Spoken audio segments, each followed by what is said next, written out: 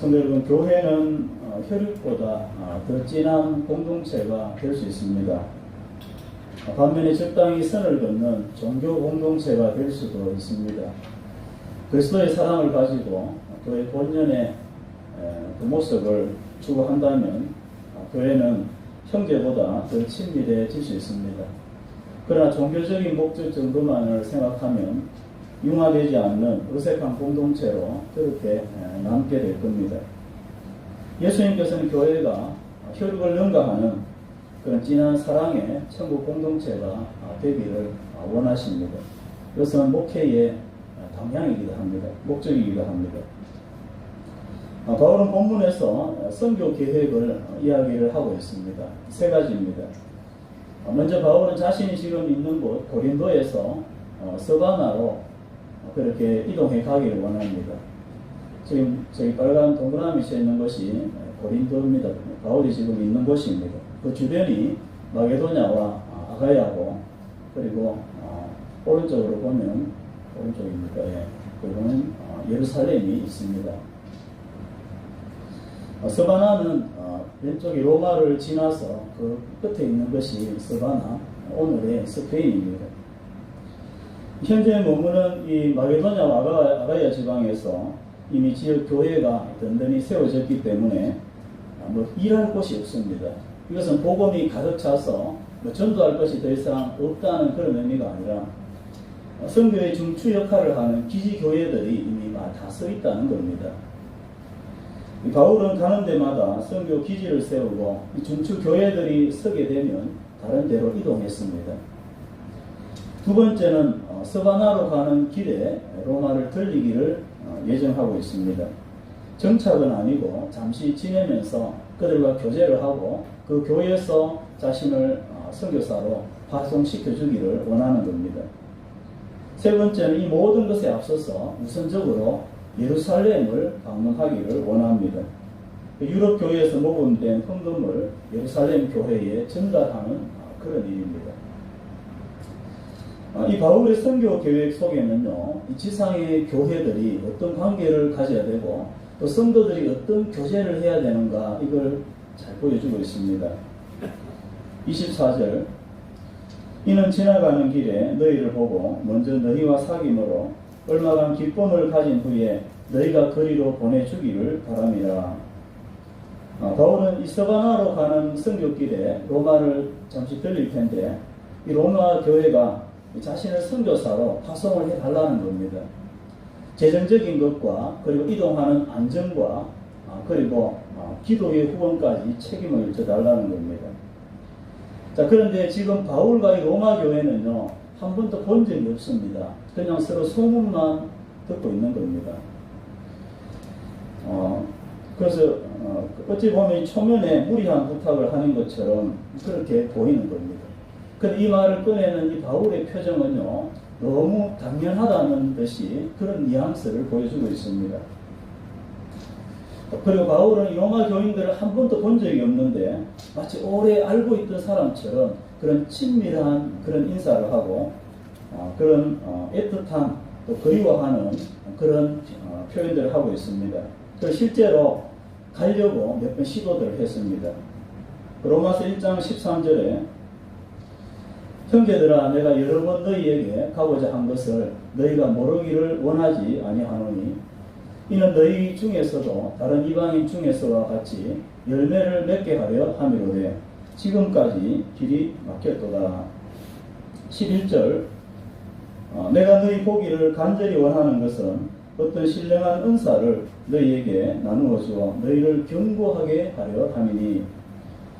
바울은 이 로마 교회 성도들의 신앙 성장을 도와주기를 원합니다. 아비의 심정으로, 안타까운 마음으로 할 수만 있다면 무엇라도 하기를 원하고 있습니다. 15절에 그러므로 나는 할 수 있는 대로 로마에 있는 너희에게도 복음 전하기를 원하노라.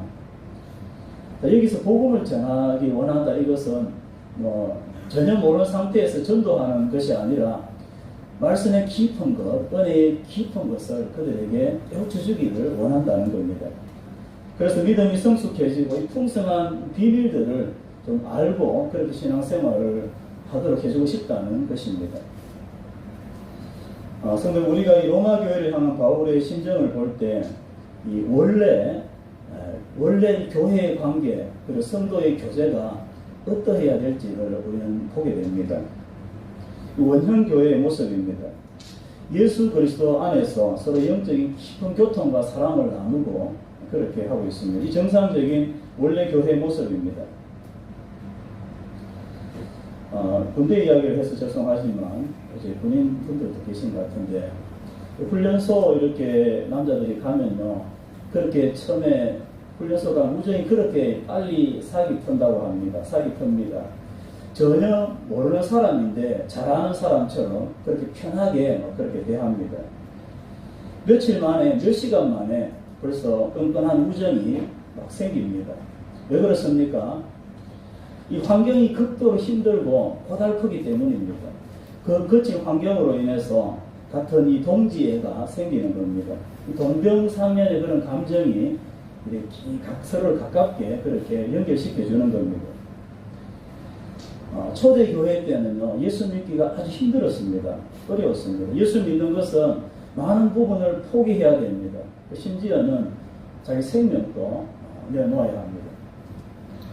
그래서 같은 교인이 된다는 것은 동일한 이 고난과 핍박 속에 오직 믿음으로 결속된 그런 아주 깊은 그런 관계가 되는 겁니다. 이 생사불락을 같이 한 생명 공동체, 운명 공동체로 가는 것입니다. 우리나라도 그렇습니다. 우리 복음의 초기에 성도 간에 깊은 결속이 있었습니다. 예수 믿는 것이 지금보다 훨씬 더 힘들고 핍박도 많이 있었습니다. 그러니까 실제로 이 가족 형제보다 이 교우 간의 관계가 더 깊은 겁니다. 마음이 서로 통하고 실제로도 그렇게 아끼고 사랑하고 혈육을 넘어서는 그런 관계가 있었습니다. 교인 중에 누가 핍박을 받아서 힘들어하면요 같은 마음을 가지고 안타깝게 여기고 격려하고 또 서로 기도하고 그렇게 했습니다. 형제끼리도 사실 그렇게 잘 못합니다. 예수 그리스도의 피로 묶어진 지체 관계가 이런 깊은 사랑의 관계라는 것입니다. 제가 이민 생활을 조금 했습니다. 유학뿐 아니라 이민에 가까운 삶을 좀 살았는데 이민 교회 중에도 살아있는 교회들은요, 이 지체 간에 이런 살아있는 깊은 사랑의 교제가 있습니다. 환경적인 요인이 큽니다. 왜 그렇습니까? 교회 밖에는 아는 사람도 없고 전부 외국인들이고 헛벌판입니다. 낯섭니다. 그러니까 서로 더 이렇게 가까운 것입니다. 그러나 국내에 있는 교회 환경은요 그렇게 척박하거나 큰 고난이 있거나 그렇지 않습니다. 그리고 주변에 아는 사람들이 너무 많습니다. 굳이 하나님 찾아가지 않아도 부탁할 때가 많은 것입니다. 그래서 아쉬움이 별로 없습니다. 자신을 한번 보면 됩니다. 교회 지체 간의 관계와 혈육 간의 관계를 비교해 볼 때 어떻습니까? 비교가 됩니까? 비교 자체가 되지 않을 정도로 혈육이 훨씬 더 그렇게 위에 있습니다. 반면에 교회 지체 간의 관계는요 끈끈함이 사실 별로 없습니다. 그냥 같이 있을 때는 좀 친한 척을 하고 기도해 줄게 하지만 사실 기도도 잘 하지 않고 관심이 거기까지 가지 못하는 것입니다. 오늘 바울이 로마 교회를 향해서 이 서신을 보내고 있는데 이걸 우리 효제 교회로 이 편지를 보낸다면 어떻겠습니까? 한 번도 본 적도 없고 모르는 선교사님인데 갑자기 편지를 보내서 화성 선교사로 좀 해달라, 다달이 재정도 보내고 물품과 기도 후원까지 좀 해달라고 그렇게 하면 어떻겠습니까? 이 편지를 맨 먼저 뜯어보는 저조차도 사실은 아마 수긍이 잘 가지 않을 것입니다. 왜 그렇습니까? 우리 교회도 사실 본 편지들이 옵니다. 왜 이런 반응을 보일까요? 서로를 엮어주는 이 끈이 너무 약한 것입니다. 서로 간의 믿음의 삼겹줄이 너무 약한 것입니다. 왜 그렇게 해야 되는지 이해가 안 되는 것입니다. 성도는 바울이 얼굴도 보지 못한 이 로마 교회들의 큰 관심을 가지고 당연하다는 것이 이 영적인 그런 교훈들을 주고 있습니다. 그것은요, 이 교회의 본연의 모습에 대한 확신이 있었기 때문입니다. 교회는 이래야 된다는 것입니다. 교회는 이런 모습이 있어야 한다는 겁니다. 예수 그리스도 안에서 세우신 몸된 교회라는 당연히 하나됨과 친밀한 이 사랑의 교통이 있어야 한다는 것입니다. 이것이 피로 세워진 교회의 원래 모습입니다. 혈육이 그렇지 않습니까? 혈육은 아무리 떨어져 있어도 그냥 또 보면 오랜만에 만나도 어색하거나 서로 존대를 하거나 예의를 갖추거나 그렇게 하지 않습니다. 편하게 그냥 하는 겁니다. 왜요? 혈육관계는 아무리 시간이 지나도 환경이 바뀌어도 불변하는 절대 관계가 있습니다. 아버지는 그냥 계속 아버지입니다. 또 형은 계속 형입니다. 성도 여러분, 믿음의 관계도 그렇습니다. 우리가 인식하지 못해서 그렇지 하나님께서는 믿음의 관계를 그렇게 만들어 놓으셨습니다. 혈육보다 더 깊은 관계로, 혈육은 이 땅에서 끝이 나지만 성도 관계는 영원한 관계입니다. 우리가 하나님을 사랑하고 말씀에 순종할 때 이 지체 관계가 아주 깊어집니다. 뜨거워집니다.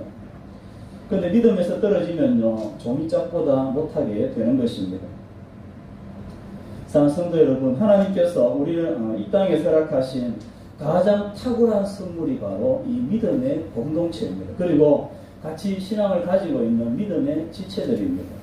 이것은 천국까지 결속이 되어 있는 영원한 그런 신앙 공동체입니다. 이 신앙 공동체가 사랑 안에서 제대로 역사할 때 우리는 말할 수 없는 풍성한 그런 영적인 혜택을 누립니다. 이 힘든 세상 가운데서 우리는 격려를 받고요. 그리고 고난을 이길 수 있는 힘을 공급을 받게 됩니다. 그러나 이 영적 공동체를 스스로 하찮게 여기고 무시할 때 우리는 그 위로받을 곳을 스스로 저버리는 것입니다. 혼자서 그냥 가야 되는 것입니다. 성도 하나님이 주신 이 믿음의 지체들이 얼마나 귀하고 소중한 존재인가를 우리가 깨닫고 서로 사랑의 소통과 역할을 다함으로 함께 세워져 갈 수 있는 그런 교회 되시기를 주의 이름으로 축원합니다. 좀 더 가서 바울은 이 성도의 교통을 영육간의 보상 원리로 설명하고 있습니다. 26절, 27절 같이 읽겠습니다. 시작. 이는 마게도냐와 아가야 사람들이 예루살렘 성도 중 가난한 자들을 위하여 기쁘게 얼마를 연보하였습니다. 저희가 기뻐서 하였거니와 또한 저희는 그들에게 빚진 자니 만일 이방인들이 그들의 영적인 것을 나눠 가졌으면 육적인 것으로 그들을 섬기는 것이 마땅합니다. 아멘. 유럽의 교회가 예루살렘 교회를 위해서 헌금을 했습니다. 예루살렘 교회의 형편이 아주 열악합니다. 힘듭니다. 궁핍합니다. 원래 궁핍한 것이 아니라 신앙 때문에 찾아온 그런 궁핍입니다. 유대인 신자들은요, 예수를 믿는 순간 사회적인 모든 기반을 잃어버리게 됩니다. 직장도 잃어버리게 됩니다. 유대인 공동체에서 활동을 할 수 없었고 그들이 운영하는 직장도 다닐 수 없습니다. 그래서 생계가 막막한 겁니다. 소수 같으면 교회에서 좀 이렇게 책임을 질 수 있는데 워낙 많으니까 교회에서 손을 쓸 수가 없는 겁니다. 거기에다가 이 대흉년까지 그렇게 오니까 상황은 더 심각하게 됩니다. 바울이 유대인이기 때문에 이런 상황을 잘 압니다. 그래서 이 형제들에 대해서 애타는 마음이 있습니다. 이 초대교회 신자들의 삶을 볼 때 오늘 신앙생활은 편합니다. 편한 것, 굉장히 상대적으로 편한 것 같습니다. 요즘 신자들은요, 가난한 것도 원치 않고 고난도 원치 않습니다. 예수도 믿고 복도 받고 또 누리는 것도 다 누리기를 원합니다. 좀 심한 표현으로 하면 도덕심법입니다. 그러나 그런 코스는요, 우리 신앙에 없습니다. 생각을 잘 하셔야 됩니다.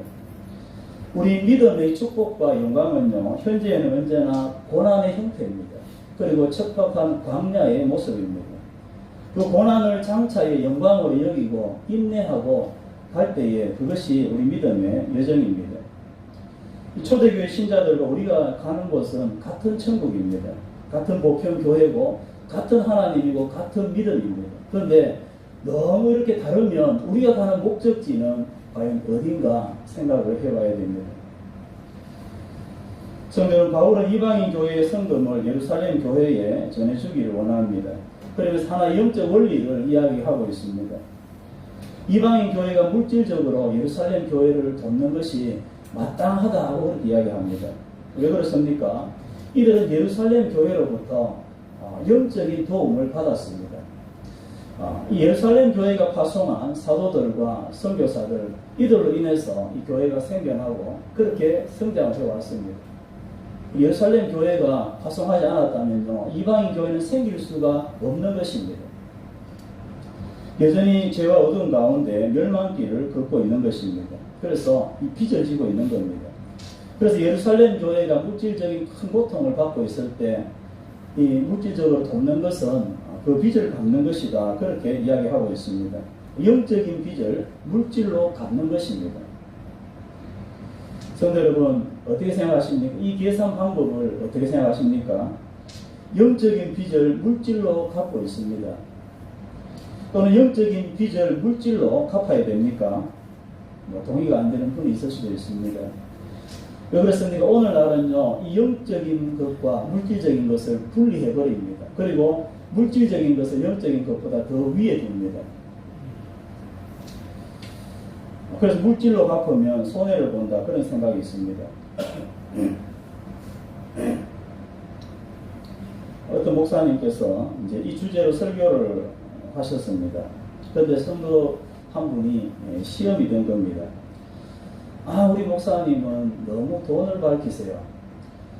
자신이 영적인 것을 주니까 그럼 우리 보고 물질로 섬기려 하는 거 아닙니까? 보답하라는 거 아닙니까?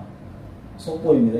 이렇게 이제 하면서 너무 싫어하는데, 제가 이제 목사님이 그런 면이 없지 않아 있었기 때문에 더 이야기를 하지 않았지만, 그런 말씀을 그렇게 생각하는 것은 오해입니다. 오해죠. 영적인 원리를 알지 못하고 믿음의 비밀을 깊이 깨닫지 못하기 때문입니다. 성도 여러분, 어떻습니까? 영적인 것과 물질적인 것을 준다면 어떤 쪽을 선택을 하시겠습니까? 너무 당연한 것을 제가 질문을 했습니까? 어느 쪽에 가치를 두느냐에 따라서 정반대의 대답을 할 것입니다. 마태복음 13장에 밭에 감춰진 보화를 발견한 사람은 재산을 다 팔아서 그 밭을 샀습니다. 그에게는요, 영적인 것에 또는 절대적인 가치를 둔 사람입니다. 그만큼 천국이 가치 있고 이 천국은 내 전 재산과도 바꿀 수 없다는 그런 확신이 있는 것입니다. 제가 지난 성탄 예배, 이후 초청 예배 때 말씀을 드렸지만, 저는 1,000억을 주셔도 100조를 주셔도 제가 가지고 있는 이 구원의 믿음과는 바꾸지 않습니다.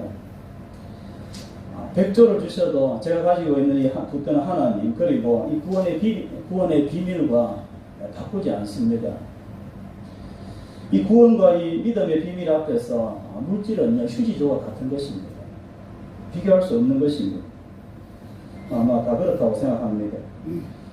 그런데 우리가 물질에 마음이 자꾸 이렇게 얽매이고 좁아지는 것은요, 그만큼 우리 속에 구원의 기쁨과 하나님의 은혜가 우리 속에 사라졌다는 것입니다.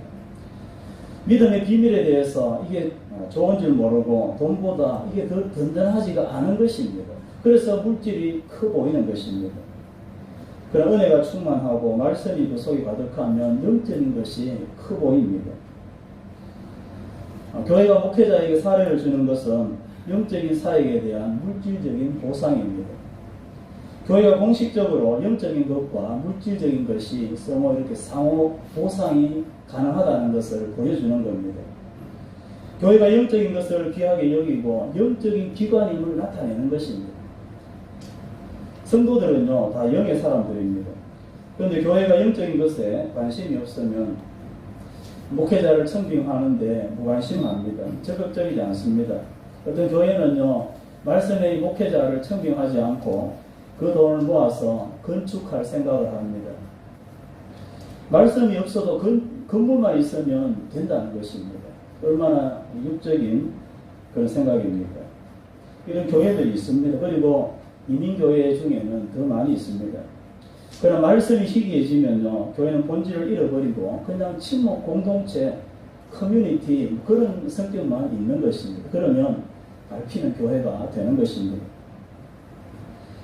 사랑성들은 내 속에서 영적인 것과 물질이 갈등 없이 자유롭게 호환이 된다면 그 사람은 성숙한 사람이고 그 속에 은혜가 있는 것입니다. 영적인 가치와 믿음의 비밀을 누리는 사람입니다. 그런데 이 둘의 가치가 너무 크고 비교조차 전혀 호환이 되지 않는다면 은혜가 더 필요하고 성숙이 더 필요합니다. 우리 속에 은혜가 있을 때 물질에 대한 집착이 사라지고 아깝다는 생각이 들지 않는 것입니다. 오히려 더 섬기고 싶고 더 드리고 싶은 그런 마음이 있고요. 그리고 기쁨이 그 속에 있습니다. 그리고 은혜가 충만한 교회는 물질도 그렇게 더 풍성해집니다. 서로의 부족함을 그렇게 채워서 더 온전하게 되는 것입니다. 그러나 확신이 없으면요, 지갑을 열지 않으셔도 됩니다. 시험 들 수 있습니다. 믿은 만큼, 은혜 주신 만큼, 깨닫는 만큼 그렇게 순종하면 되는 것입니다. 이것은 특권입니다.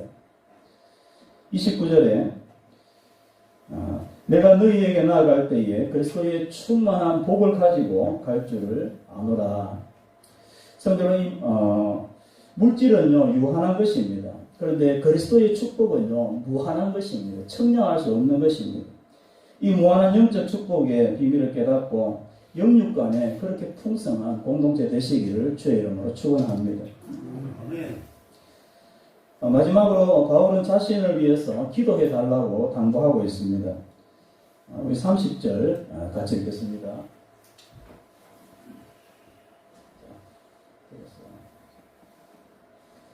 30절 같이 읽겠습니다. 시작. 형제들아, 내가 우리 주 예수 그리스도와 성령의 사랑으로 말미암아 너희를 권하노니 너희 기도에 나와 힘을 같이하여 나를 위하여 하나님께 기도하라. 자, 대사도가 아직 어린 신앙에게 이 기도 부탁하는 것이 좀 어색해 보입니다.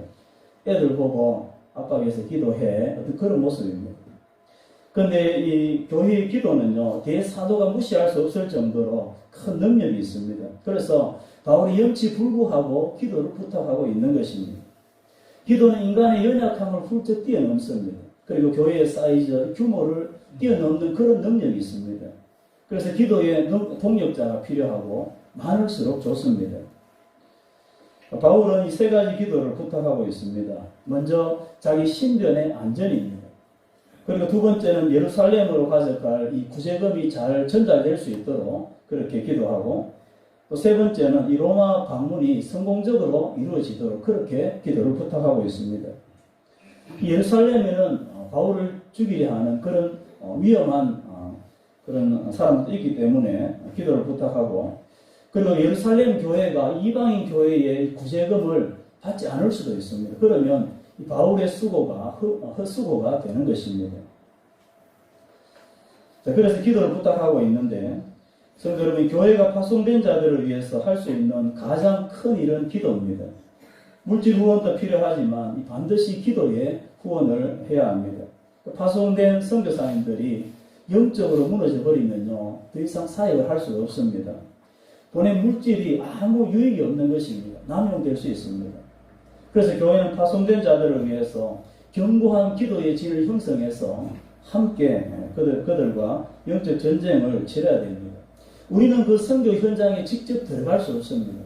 그러나 우리가 기도할 때 우리는 그 선교의 현장에 같이 들어가는 것입니다. 같이 영적 전쟁을 하는 것입니다. 이것이 기도의 동력입니다. 이 교회들이요, 물질 후원은 자동 이체도 하고 계좌 이체도 하고 해서 잘 하는데 기도 후원을 잘 못합니다. 이 기도하지 않는 것은요, 실상 이 동력의 끈이 끊어진 겁니다. 그냥 선교사님 혼자 그 험지에 가서 그렇게 가는 겁니다. 버티기 어려울 것입니다. 성도 여러분, 사탄이 두려워하는 것은 돈이 아닙니다. 사탄이 두려워하는 것은요, 성도들의 기도입니다. 야고보서 5장 16절에 의인의 기도는 강구한 역사하는 힘이 크니라, 그렇게 말씀하고 있습니다. 누가 의인입니까? 의인은 따로 있는 것이 아니라 구속받고 의로워진 성도, 저와 여러분 교회가 의인들입니다. 그래서 교회의 기도는요, 능력이 있습니다.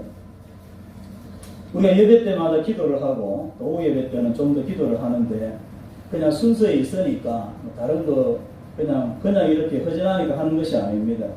하나님의 능력이 임하는 가장 강력한 그런 통로가 기도이기 때문에 기도하는 것입니다. 다른 게 있으면 다른 걸 할 것입니다. 그러나 기도는 하나님이 교회에 부여하신 가장 큰 권세고 능력입니다.